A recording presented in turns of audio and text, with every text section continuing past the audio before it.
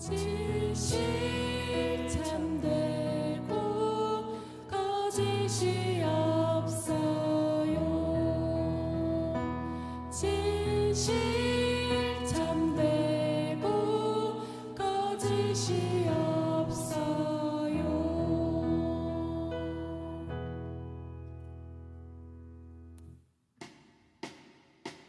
정확 이그제 시간과 말과 일에 정확해요 정확해요 시간과 말과 일에 정확해요 정확해요 정확 이그제 시간과 말과 일에 정확해요 정확해요 시간과 말과 일에 정확해요 정확해요.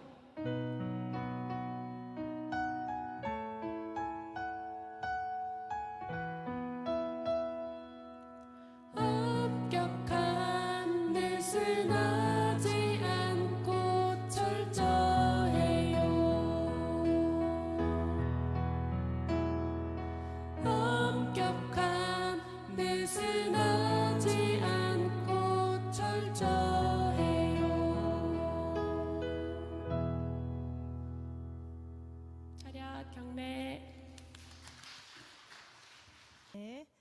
자, 여러분 조금 전에 진실, 정확, 엄격함 이 세 가지 성품의 정의를 우리가 배우고 또 수어로 찬양을 했습니다. 자, 이제 영어, 중국어로 한번 배워볼게요. Alright, you are gonna learn three things in English and Chinese. 자, 제가 한 번씩 먼저 읽어드리고 네, 따라 해보겠습니다. 잘 들어주세요. 네, 첫 번째 진실. 네. 화면에 보시면 됩니다. 진실, 참되고 거짓이 없어요. Genuine, not lying but being honest. 真实, 虚真的,没有虚真啊. 네, 이번에는 한번 따라 해보도록 하겠습니다. 네, 영어부터 해볼게요. Genuine. 네, 너무 잘하셨어요. 큰 소리로 한번 해볼게요. Genuine, not lying but being honest. Very good. 네, 너무 잘하셨습니다. 자, 이번에는 Chinese. 자, 중국말로 해볼게요. 真实, 虚真的. 너무 잘하셔요. 네, 没有虚真啊. 네, 真实, 虚真的,没有虚真啊. Very good. 네, 너무 잘하셨습니다. 자, 두 번째 정확. 네, 시간과 말과 일에 정확해요. Exact, be accurate in time, words, words. 네, 중국어로는 准确学习说话就是敦促요. 자, 이렇게 한번 따라해 보겠습니다. Exact, be accurate in time, words, words. 准确学习说话就是敦促요. 네, 자, 세 번째 엄격함. 느슨하지 않고 철저해요. Straight, not being loose, but being tight. 네, 자, in Chinese, 양후 주디 아부 숭시에. 자, 이렇게 됩니다. 양후 주디 아부 숭시에. 네, 너무 잘하셨습니다. 네. 진실 동화입니다. 누리민의 씨앗 가게. 누리민의 집은 씨앗 가게입니다. 어려운 말로 종묘상회라고 합니다. 할아버지 때부터 하던 가게입니다. 그래서 단골 손님이 많았습니다. 하지만 요즘 손님이 줄고 있습니다. 바로 옆에 새 가게가 생겼기 때문입니다. 새로 생긴 씨앗 가게는 정말 예쁩니다. 유리문에는 알록달록 꽃그림과 과일, 채소 그림이 붙어 있습니다. 그리고 대한민국에서 제일 싼 종묘사라고 쓴 종이도 붙어 있습니다. 누리민의 가게보다 조금씩 싸게 판다는 소문도 났습니다. 새로 난 가게에는 언제나 손님이 북적북적합니다. 누리민은 그것이 너무나 부럽습니다. 요즘엔 집에서 채소를 가꾸어 먹는 사람이 많아졌다고 합니다. 농약도 뿌리지 않고 화학 비료도 주지 않은 신선하고 건강한 채소를 먹으려는 것입니다. 그것을 웰빙 식품이라고 하는 것을 누리미는 1학년이지만 압니다. 아빠는 농사일에 서툰 사람들이 씨앗을 사러 오면 채소 가꾸는 방법을 알려줍니다. 씨앗이 많이 들어있는 것을 사려고 하면 남겼다가 내년에 뿌리셔도 되지만 아무래도 묵은 씨앗은 잘 싹이 트지 않아요 하면서 씨앗을 조금씩 나누어서 팝니다. 그뿐이 아닙니다. 배추 씨앗을 사러 온 손님에게는 아예 모종을 사라고 일러주기도 합니다. 참 친절하세요. 사람들은 칭찬을 하지만 누리미는 그런 아빠가 못마땅합니다. 에그, 너희 아빠는 융통성이 없어. 옆에서 농기구를 파는 아저씨도 그렇게 말합니다. 처음에 누리미는 융통성이 무슨 물건 이름인 줄 알았습니다. 그런데 알고 보니 적당히 둘러대서 물건을 잘 팔지 못한다는 그런 뜻이었습니다. 거짓말하는 것보다 융통성 없는 것이 더 낫다고 아빠는 말합니다. 며칠 전에는 오이 씨앗을 사러 손님이 왔었습니다. 씨앗 봉투 앞면에는 아주 탐스럽게 생긴 오이 사진이 있었습니다. 이 씨앗을 심으면 이런 열매가 달리나요? 아니요, 우리도 집에서 심어봤는데 이렇게 열리지는 않았어요. 전문가가 가꾸어야 이렇게 열린답니다. 손님은 이리저리 씨앗 폭들을 보더니 슬그머니 놓고 나갔습니다. 누리미는 그 아저씨가 새 가게로 들어가는 것을 보았습니다. 아빠, 그런 열매가 열린다고 말해야 사지요. 그런 거짓말을 해서 물건을 팔아서는 안 되는 거야. 아빠는 가족들에게 사람은 늘 진실해야 한다고 말씀합니다. 진실은 언젠가는 나타난다는 것입니다. 누리미의 생일이라고 사촌 언니가 반지를 선물해 주었습니다. 노랗게 빛나는 금반지입니다. 누리미는 반지를 끼고 손을 쫙 펴보기도 하고 반짝반짝 해보기도 합니다.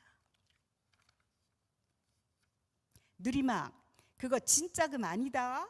엄마가 알려줬지만 누리미는 반지가 가짜라는 것이 믿어지지가 않았습니다. 이제 새 가게에서는 모종도 팔기 시작했습니다. 아빠, 우리도 모종 팔아요. 하지만 아빠는 직접 뿌리고 키워내지 않은 모종을 팔 수 없다고 하십니다. 무슨 종류인지 모르니 손님들에게 설명할 수도 없지 않니? 누리미는 새 가게 앞으로 모종을 구경하러 갔습니다. 토마토 모종에서는 토마토 냄새가 솔솔 납니다. 주인 아저씨와 아주머니는 싱글벙글 웃는 얼굴로 손님을 맞이하고 있습니다. 오이 씨앗을 주세요. 이 사진대로 식물이 잘 자라는 건가요? 아, 그럼요. 그렇고 말고요. 주렁주렁 열릴 것입니다. 손님은 기분이 좋은 얼굴로 씨앗을 사가지고 갑니다. 어서 오세요. 더 젊어지셨어요. 아이고, 전에 볼 때마다 날씬해지셨어요. 주인 아저씨는 사람들이 듣기 좋은 말만 골라서 합니다. 아주머니가 아이를 데리고 상추와 배추 씨앗을 사러 왔습니다. 주인 아저씨는 웃는 얼굴로 그 아이 머리를 쓰다듬으면서 너 참 귀엽게 생겼구나 하고 칭찬을 합니다. 그런데 손님이 돌아간 후였습니다. 주인 아저씨가 아주머니를 보며 끼룩끼룩 웃으며 말했습니다. 아우, 방금 그 애 봤어? 저렇게 못생긴 애는 처음 봤군. 누리미는 깜짝 놀랐습니다. 아까는 귀엽다고 하시더니 누리미는 슬그머니 가게 앞을 떠났습니다. 누리마, 마음에 없으면서 사람들이 듣기에 좋은 말을 하는 것은 그 사람을 속이는 거란다. 사람은 예와 아니오를 분명하게 말할 줄 알아야 한단다. 아빠가 했던 말이 떠올랐습니다. 드디어 누리미는 반지가 진짜 금이 아니라는 것을 알게 되었습니다. 노랗게 금물을 입힌 것이 벗겨진 것입니다. 금물이 벗겨진 반지는 아주 보기가 흉했습니다. 누리미는 반지를 빼서 장난감통에 툭 던져 놓았습니다. 새봄이 왔습니다. 씨앗 가게는 봄에 제일 바쁜데 올해 봄은 유난히 사람이 많습니다. 상추 씨앗을 주세요. 열무 씨앗도 주세요. 쌈 종류로는 무슨 씨앗이 좋을까요? 아빠는 하나하나 설명하면서 씨앗을 팝니다. 누리미도 옆에서 아빠를 도와 씨앗을 빨리빨리 찾아드립니다. 작년에 그렇게 북적이던 새 가게는 이제는 한산합니다. 지난 가을 농사를 망쳤다며 사람들이 주인 아저씨에게 막 따지러 왔습니다. 그렇게 오래 묵은 씨앗을 파시면 어떻게 해요? 몇 달만 있으면 다 드러난 일을 속이시다니요. 지난해에도 싹이 나지 않은 씨앗이 올해는 나올 리가 없고 주인 아저씨는 아무 말도 하지 못했습니다. 진실이 융통성을 이겼네. 농기구 아저씨가 아빠에게 졌다면서 두 손을 들었습니다. 그러면서 새 가게가 문을 닫는다는 소식을 들려주었습니다. 진실의 동화였습니다. 네, 정확 동화 들려드리겠습니다. 제목은 바로 그거요. 드디어 어린이 공원을 엽니다. 축 어린이 공원 개장. 거리거리에 붙은 현수막을 보고 소망나라 백성들은 기뻐했습니다. 어린이들은 소리를 지르며 깡충깡충 뛰었습니다. 몇 해 전부터 소망나라에서는 어린이 공원을 만들고 있었습니다. 어린이들이 마음껏 뛰어놀 수 있는 아름다운 공원이지요. 어린이들을 위한 많은 것들이 갖추어졌습니다. 어린이 도서관, 어린이 박물관, 어린이 천문대. 임금님은 어린이날 그 공원문을 열기로 했습니다. 아주 좋은 어린이날 선물이 될 게야. 임금님은 마무리가 잘 되고 있는지 보려고 총리와 함께 공원으로 나갔습니다. 오, 정말 아름다운 공원이요. 여기저기 예쁜 꽃들이 피어 있고 시냇물이 졸졸졸 소리내어 흐릅니다. 조그만 숲속에서는 새들이 아름다운 노래를 부르고 있었습니다. 나무를 심어 놓았더니 새들이 날아옵니다. 새들을 연구하는 조류학자는 그 공원에 새 종류가 아주 많아졌다고 기뻐했습니다. 이곳에 오니 어린 시절로 돌아가고 싶소. 넓은 초록빛 잔디밭을 보니 임금님은 어릴 때 생각이 났습니다. 총리, 잔디밭에서 한번 굴러봅시다. 사람들도 별로 없는데. 총리는 웃음을 참느냐고 기침소리를 내며 말했습니다. 배야, 오늘은 공원을 다 돌아보셔야 합니다. 시간이 없습니다. 아, 그렇지요. 도서관 앞을 지날 때였습니다. 정원사들이 나무를 뽑아내고 있는 것을 보게 되었습니다. 왜 심은 나무를 뽑아냅니까? 총리가 식물원장에게 물었습니다. 더운 나라에서 자라던 나무니까 온실에 심으라고 했는데 이렇게 잔디밭 둘레에 심어 놓았어요. 이번 꽃샘추위에 벌써 죽은 나무도 있습니다. 식물원장은 죽어서 가지만 앙상한 나무들을 가리켰습니다. 더욱이나 이 꽃나무들은 꽃은 아름답지만 독이 있어서 어린이들이 뛰어노는 잔디밭에는 알맞지 않습니다. 식물원장은 정원사들이 말을 정확하게 듣지 않고 일한 것을 안타까워했습니다. 정확하게 들었다면 두 번 일하는 일은 없었을 텐데 그나마 지금이라도 잘못 심은 걸 알아냈으니 다행입니다. 총리는 식물원장을 위로했습니다. 어린이 놀이터에는 재미있는 놀이기구도 많습니다. 여기저기 별을 관찰할 수 있는 천체 만환경도 있습니다. 임금님은 만환경에 눈을 대고 하늘을 보았습니다. 아무것도 보이지 않습니다. 지금이 밤이라면 별들을 볼 수 있을 텐데. 임금님이 서운하다고 하자 총리가 말했습니다. 천문대로 가시지요. 천정에 별자리를 만들어 놓았어요. 참 멋있습니다. 천문대에는 마침 천문학자가 나와 있었습니다. 밤하늘처럼 되어 있는 둥근 천정에는 스위치를 누를 때마다 별들이 나타나서 반짝입니다. 박사님은 저 많은 별들을 보면 무슨 생각이 납니까? 총리의 질문에 천문학자는 씩 웃었습니다. 창조주는 참 정확한 분이라는 생각을 합니다. 임금님과 총리는 뜻밖의 말에 눈을 동그랗게 떴습니다. 이 우주에는 저렇게 많은 별들이 있는데 부딪히는 일 없이 제자리를 돌고 있습니다.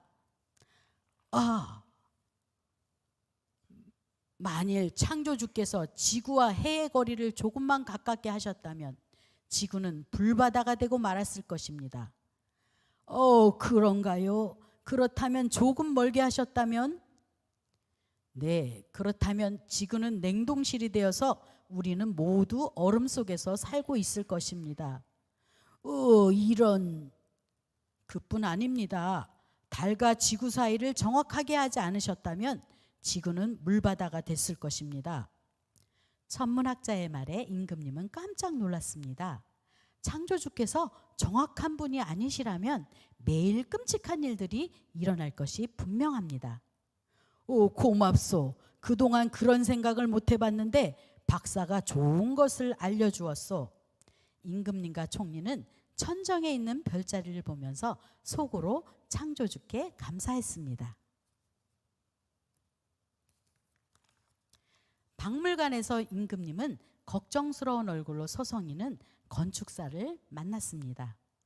무슨 일이 있어?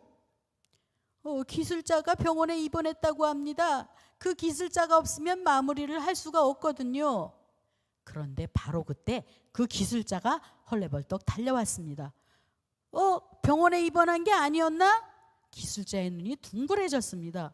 난 이렇게 건강합니다. 기술자는 두 팔을 벌리며 펄쩍펄쩍 뛰었습니다. 건강한 사람을 병원에 입원했다고 소문을 내다니.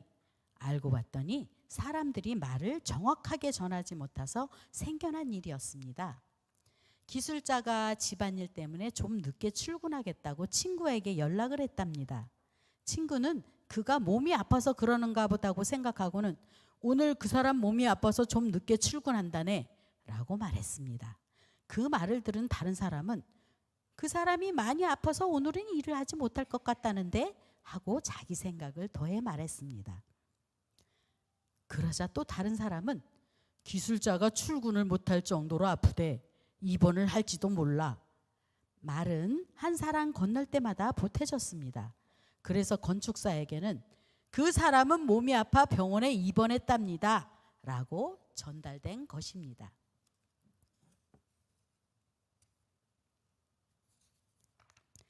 왜 사람들은 말할 때 정확하게 하지 않고 무언가 더 보태고 빼는 걸까요?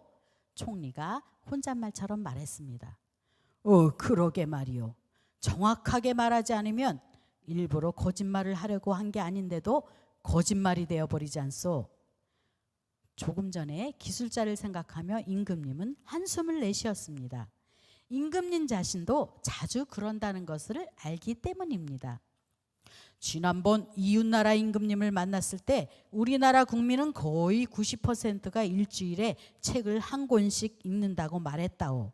86%라는 것을 알고 있으면서도 말이요. 그게 그렇게 나쁜 일이라고 생각을 못했소. 폐하, 저도 똑같습니다. 바로 오늘 아침에 저는 폐하께 제가 밤새워 서류를 만들었다고 말씀을 드렸는데 사실은 새벽 3시까지 만든 것이었습니다. 임금님과 총리는 마주보고 웃었습니다. 부끄러워하며 말입니다. 임금님과 총리는 궁궐로 돌아왔습니다. 아름다운 피아노 소리가 들려옵니다. 왕비님이 피아노 연주를 하고 계시네요. 갑자기 임금님이 딱 손뼉을 쳤습니다. 바로 저거요, 총리. 연습하는 거요. 훈련을 하는 거지.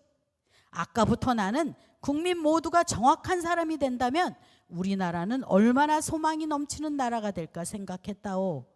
아, 예. 그런데 방법이 생각나지 않았소. 임금님은 잠시 피아노 소리에 귀를 기울이더니 다시 말을 이었습니다. 왕비는 5살 때부터 매일 피아노 치는 연습을 했다오. 그래서 지금 유명한 피아니스트가 된 거라오. 그렇다오. 태어나면서부터 피아노를 잘 치는 사람은 없어. 아, 이제 알겠습니다. 총리도 손뼉을 딱 쳤습니다. 정확한 말을 하고 정확하게 생활을 한다면 정확한 사람이 될 수 있다고 말씀하시는 거지요? 바로 그렇소. 우리 한번 정확한 사람이 될 수 있도록 성격을 훈련해 봅시다. 임금님과 총리는 서로 손을 꽉 잡았습니다. 그런데 폐하 알고 계십니까? 뭘 말인가요? 지금 저녁 식사 시간을 지키지 않아서 모두 기다리고 있습니다. 폐하께서 시간을 정확하게 지키는 생활을 하신다는 소문을 하면 국민들도 따라 할 것입니다. 임금님은 총리의 말에 소리내어 웃었습니다. 좋소. 시간도 잘 지킬 수 있도록 훈련하겠소. 이상입니다. 감사합니다. 엄격함, 느슨하지 않고 철저해요. 동화를 잘 들어봐 주세요. 지금은 훈련 중. 김영빈, 박정현, 최민경, 오수연, 오모듬 선생님께서 4명씩 한 모듬으로 정해 주셨습니다. 한 달 동안 우리는 같은 모듬이니까 친하게 지내자. 모든끼리 모여 앉자. 형빈이가 먼저 인사를 했습니다. 민경이는 형빈이와 같은 모듬이 되고 짝이 되어 기뻤습니다. 형빈이는 아이들에게 인기가 많습니다. 언제나 웃는 얼굴로 친절하기 때문입니다. 수연이도 형빈이와 짝이 되고 싶을 거라고 민경이는 생각했습니다. 그런데 뜻밖에도 수연이는 형빈이랑 같은 모듬이 된 것이 싫다고 했습니다. 그나마 짝이 되지 않아서 다행이야. 왜? 형빈이 싫어하니? 민경이는 조심스럽게 물었습니다. 거짓말쟁이거든. 내가 생일 선물로 준 스펀지밥 미니 쿠션을 혜미에게 줘버렸어. 자기가 아주 갖고 싶은 거라면서 스펀지밥에게 뽀뽀도 했었는데. 수연이는 그 생각만 하면 화가 난다고 했습니다. 혜미가 형빈이네 집에 놀러가서 그게 예쁘다고 했더니 자기는 그런 거 싫어한다면서 줬대. 민경이는 수연이 말이 믿어지지가 않았습니다. 형빈이는 가끔 민경이 연필을 말없이 가져다 씁니다. 내 연필 돌려줄래? 그래, 나도 내 건 줄 알았지. 미안. 형빈이는 사과하면서 민경이에게 얼른 연필을 돌려줍니다. 민경이는 그런 형빈이가 믿지는 않습니다. 하지만 자기 연필인지 아닌지 모른다니 이해가 안 됩니다. 모둠을 소개하는 그림을 그리기 위해서 정연이네 집에 모였습니다. 정연이 책상 앞에 지금은 훈련 중이라고 써 있었습니다. 민경이는 며칠 전에 본 동화 우리는 벌 받는 중이 생각나서 웃음이 났습니다. 무슨 훈련 중이야? 민경이가 묻자 정연이는 좀 멋쩍어 했습니다. 시간 지키기 그리고 말과 행동을 정확하게 하기. 정연이 대답에 민경이와 수연이는 눈을 동그랗게 떴습니다. 그런 걸 훈련해? 난 속독이나 태권도 같은 걸 알았지. 재미있냐? 형빈이는 장난스럽게 대묻습니다. 시간 지키기는 좀 되는데 말과 행동을 정확하게 하기가 힘들어. 하기 힘든 걸 왜 하냐? 엄격한 사람이 되려고. 엄격한 사람? 무서운 사람이 되고 싶은 거야? 아니, 엄격함이란 느슨하지 않고 진실하며 정확한 거야. 그건 어른들이나 그럴 수 있는 거 아니니? 우리 아이들은 그럴 수 없을 것 같아. 형빈이가 킥킥 웃으며 놀리듯 말했습니다. 그래, 그래서 훈련이 필요한 거야. 용감한 군인 아저씨가 되려면 훈련을 하잖아. 그럼 너 군인 아저씨네? 정연이는 진지하게 말하는데 형빈이는 계속 농담처럼 말합니다. 민경이는 그런 형빈이가 마음에 들지 않습니다. 그때였습니다. 내 파스텔 가지고 갔지? 정연이 누나가 조금 환한 얼굴로 방으로 들어왔습니다. 누나는 정연이가 친구들이랑 함께 있는 것을 알지 못했나 봅니다. 책상 위에 펼쳐진 모든 속의 그림을 보더니 그냥 방에서 나가려고 했습니다. 누나 미안해. 허락받지 않고 가져와서. 정연이가 책상 위에 파스텔을 가리켰습니다. 파스텔에는 3학년 2반 박서연이라고 써 있었습니다. 누나는 정연이에게 손가락질을 한번 하고는 방을 나갔습니다. 그게 무슨 뜻이야? 너 잘못했다고 총으로 쏜다는 거야? 형빈이가 묻자 정연이가 킥하고 웃음을 터뜨렸습니다. 나를 한번 지적할 때 누나는 3번 돌아보겠다는 뜻이야. 정연이는 다른 사람에게 손가락질을 해보라고 했습니다. 정말 그러고 보니 손가락 한 개는 다른 사람을 가리키는데 가운데 손가락과 약지 새끼손가락은 자신을 가리킵니다. 그것도 훈련이야? 민경이는 정연이네 식구가 모두 훈련을 하나 보다 하는 생각이 들었습니다. 다른 사람에게는 너그럽고 자신에겐 엄격한 훈련. 정연이는 씩 웃었습니다. 민경이는 정연이 자신이 실수를 하면 금세 반성을 하고 사과를 하는 것을 보았습니다. 하지만 다른 아이들이 실수를 하면 그럴 수도 있다고 위로를 해줍니다. 민경이는 그런 정연이가 좋아집니다. 형빈이가 늦게 학교에 왔습니다.